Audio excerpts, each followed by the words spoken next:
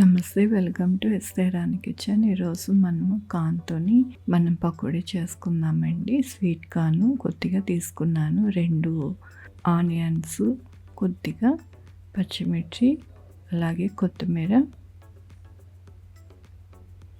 Carrot అండి కొంచెం తురుముకొని వేసుకుంటున్నాను. అల్లం అండి, అల్లం తురుముకున్నాను చిన్న ముక్క, 2 కండెలు తీసుకున్నానండి. సాల్ట్ అండి, చిన్న స్పూన్తో వేస్తున్నాను చూడండి, 1/2 టీ స్పూన్ చాలు, ఎక్కువ ఎక్కర్లేదు. కారం కూడా అండి, ఇది కూడా చిన్న స్పూన్తో వేస్తున్నాను, 1/2 టీ స్పూనే చాలు. ధనియాల పొడి 1/2 టీ స్పూను.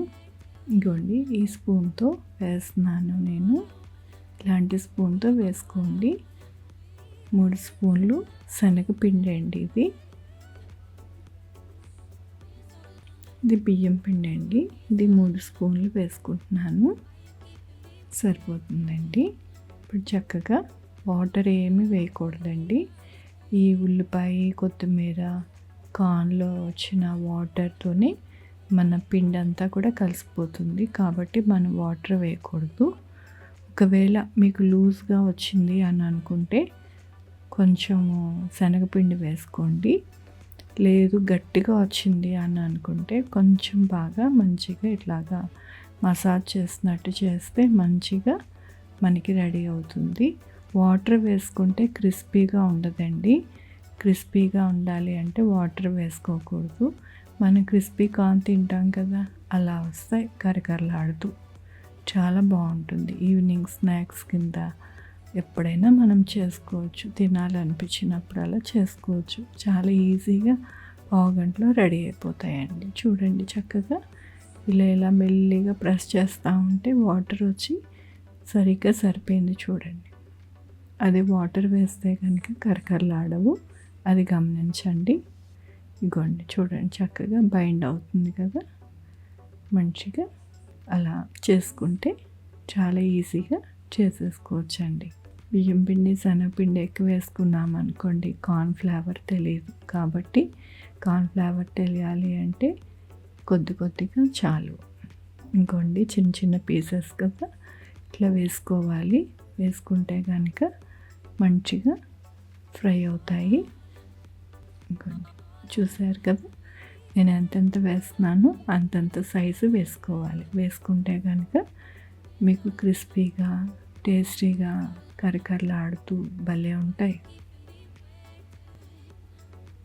ట్రై చేయండి, మీరే అంటారు చాలా బాగుందండి అని.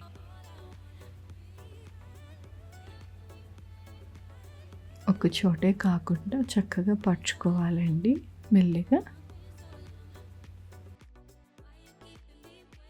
వేసిన వెంటనే కదపకూడదండి, కదిపితే కనుక కార్న్ అంతా విడిపోతుంది, ఆయిల్లోకి వచ్చేస్తుంది.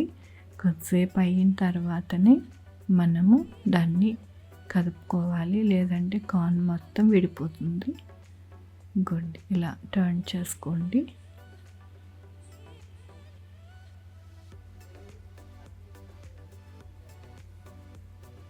చూడండి చక్కగా కార్న్ కనపడుతుంది, అలానే మంచిగా పీసెస్ కింద వచ్చినాయి కదా, అలా రావాలండి. మనం గరిటె పెట్టి బాగా కలిపేసుకున్నాం అనుకోండి విడిపోతాయి. చూడండి అప్పటికే కొద్దిగా గింజలు వచ్చినాయి కదా, కార్న్ మనం కలుపుకోకుండా చక్కగా ఇలా పెట్టుకుంటే మంచిగా వస్తుంది. చూడండి ఎంత కలర్ఫుల్గా ఉన్నాయో మన కార్న్ పకోడీ ఎంత చక్కటి కలర్తో చాలా బాగా కనపడుతున్నాయి చూడండి.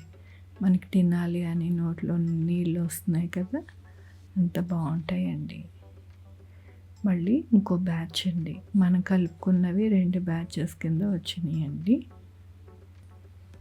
మీకు ఇక్కడ ఒక చిట్కా అండి, మనము వాడిన ఆయిల్ మళ్ళీ వాడకూడదండి.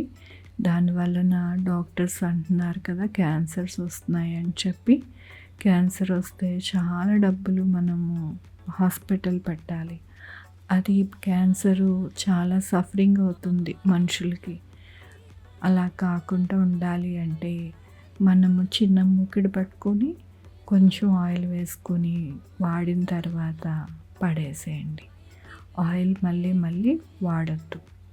వాడడం వలన ఆరోగ్యాలు పాడవుతున్నాయని డాక్టర్స్ చెప్తున్నారు. కాబట్టి వారి మాటను విని మనం ఇలా చేసుకుంటే మనకి ఎటువంటి అనారోగ్యాలు రాకుండా ఉంటాయండి. అందుకని నేను చిన్న మూకిడే పెట్టుకుంటాను. ఒకసారి వాడిన తర్వాత పడేస్తాను ఆయిల్.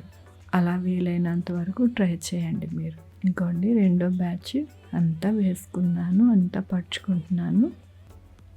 కూడా వేసిన వెంటనే మనం కదపకూడదండి. కదిపితే కనుక కార్న్ అంతా విడిపోతుంది.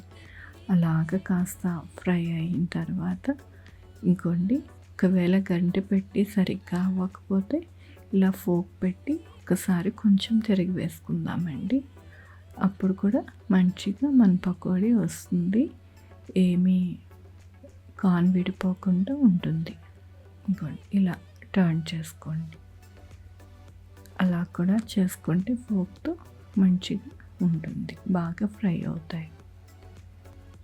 మనం ఎంత ప్రయత్నం చేసినా కొన్ని కార్న్స్ విడిపోయి ఉన్నాయి కదండి, కానీ భలే క్రిస్పీగా ఉంటాయి. మన క్రిస్పీ కార్న్ తింటాం కదా, అలా కూడా తినొచ్చు వాటిని. భలే ఉంటాయండి.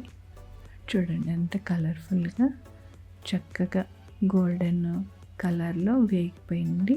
ఇలా వేయించుకోవాలండి. ఇలా వేయించుకుంటే కనుక చాలా టేస్టీగా అలాగే మంచి క్రిస్పీగా కూడా ఉంటాయి. నా రెసిపీ నచ్చితే లైక్ చేయండి, మీ ఫ్రెండ్స్కి షేర్ చేయండి, నా ఛానల్కి సబ్స్క్రైబ్ చేయండి. Thank you for watching. Thank you.